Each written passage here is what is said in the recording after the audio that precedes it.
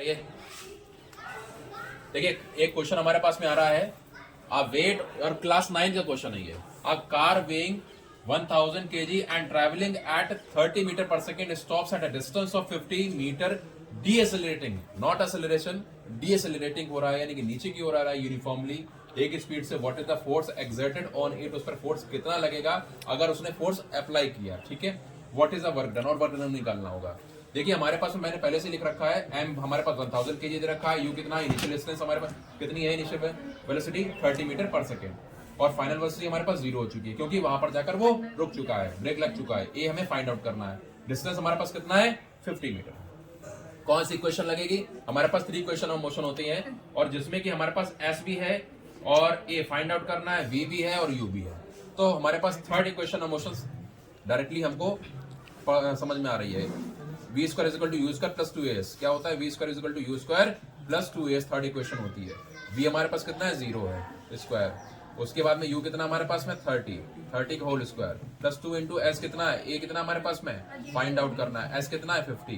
क्या करेंगे 0 0 रहेगा और यहाँ पर कितना हो जाएगा 900 हो जाएगा प्लस 50 टू ज़ा 100a, इधर आएगा माइनस का 900 इजिकल टू 100a हो जाएगा। ये 900 अपॉन कितना हो जाएगा 100 इजिकल टू a, 100 से कैंसिल कर देंगे, a की वैल्यू कितनी आ जाएगी माइनस का 9 metre per second square. Unit को विशेष तौर पे ध्यान रखिए, यूनिट गलत कर दोगे तो प्रॉब्लम हो जाएगी। ठीक है, उसके बाद ध्यान दीजिएगा।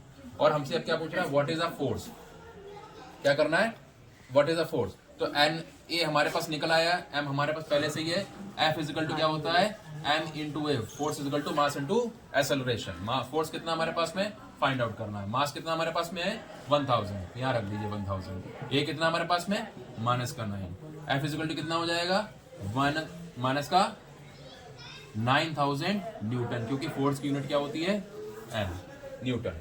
उसके बाद में हमारे पास में आ जाता है जस्ट अब निकालना है हमको work done. Work done formula क्या होता है, work done equal to force into displacement.